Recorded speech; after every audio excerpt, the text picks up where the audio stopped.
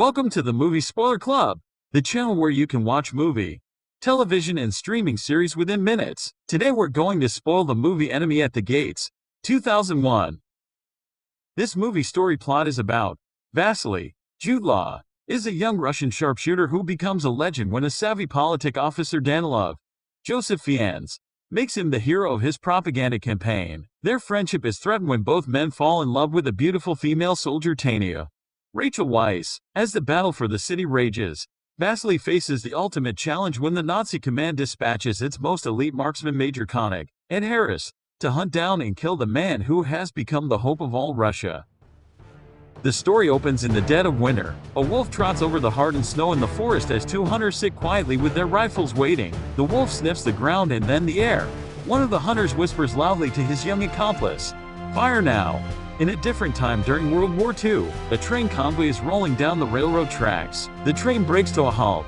The doors open and many people are pulled off of the railway carts and soldiers climb aboard. It is the autumn of 1942 at the height of the Third Reich's power. The voice narrates cautiously, "The fate of the world will be determined in Stalingrad." As the train presumably moves in Stalingrad's direction, the carts are filled with soldiers shoulder to shoulder. When the train arrives at the destination, the doors fling open wildly and the soldiers jump out. Some men look angry and assertive while others look scared and uncertain. The camera pans across a river where there are thick clouds of black smoke and bombs exploding, leaving pieces of dismembered soldiers' bodies floating on its surface. The soldiers from the train shuffle onto boats that sail across the river. During its short journey, boats are bombarded by bullets and bombs, while people are being shot like fish in a barrel.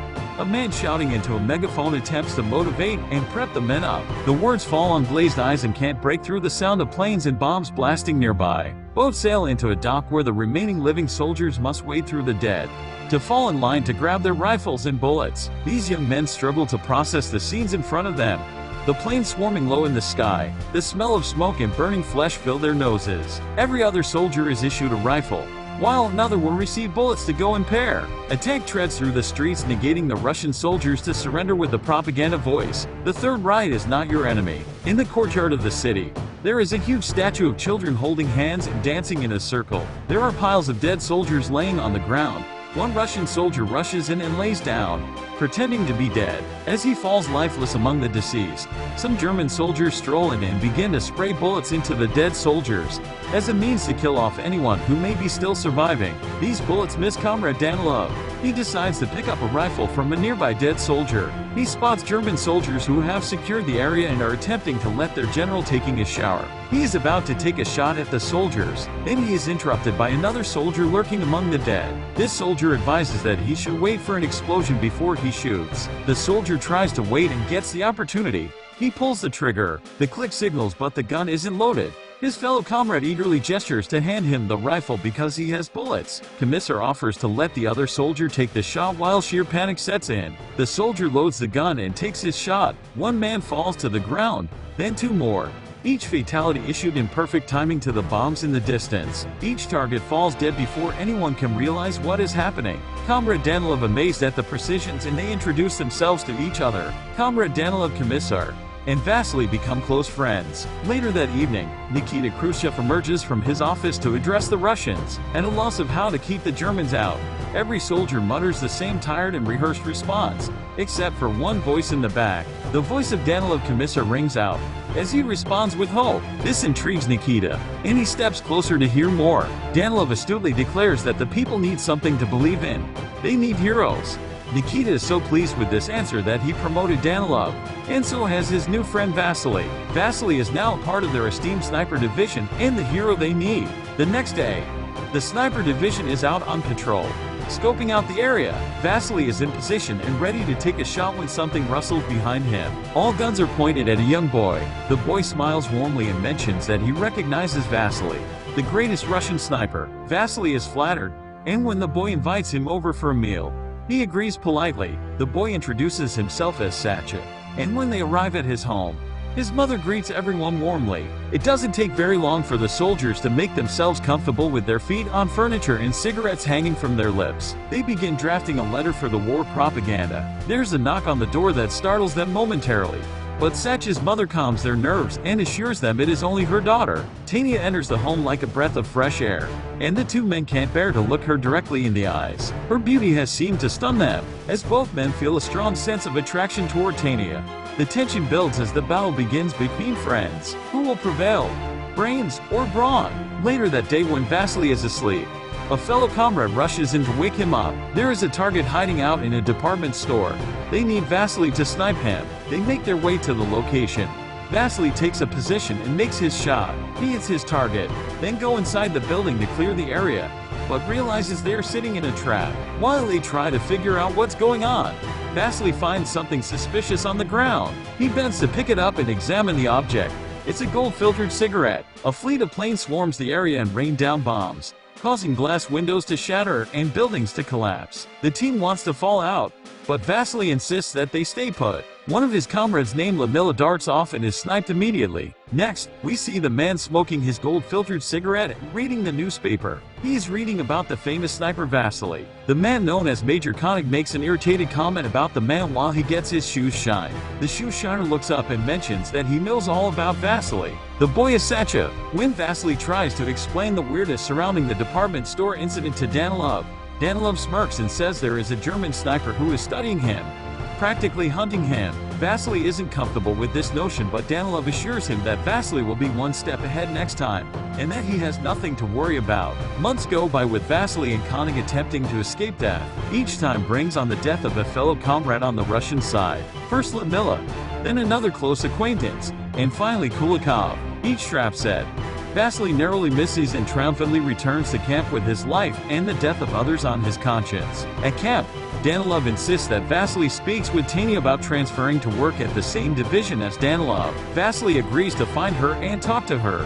When he does, the two share stories. As their relationship blossoms and the attraction grows stronger, Vasily is touched by her traumatic past and gives her Kulikov's rifle so she will be in the sniper division as requested. Back at the Shushan post, Satcha delivers valuable information to Major König about Vasily in exchange for food and chocolate. Another month goes by, and Vasily is posted up in a location waiting to snipe his target before the target can snipe him. Major König knows every move thanks to Satcha and Danilov. When Vasily climbs out of the gutter, Major König is ready, and almost ends it right there. Vasily has to act fast, but he drops his rifle too far to risk. He slinks behind a kiln and fashions a string to a pocket knife. His goal is to lasso the rifle without risking his position. While this is happening, Tania pushes back against Danilov's persistence and goes out to search for Vasily.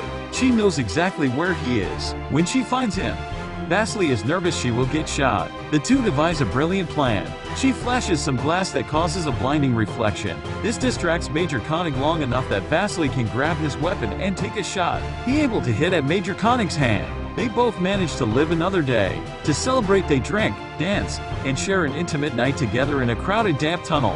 When Danilov finds out that Vasily and Tania are having a romantic relationship, his friendship with Vasily seems to turn sour. Satcha seems to sense this shift.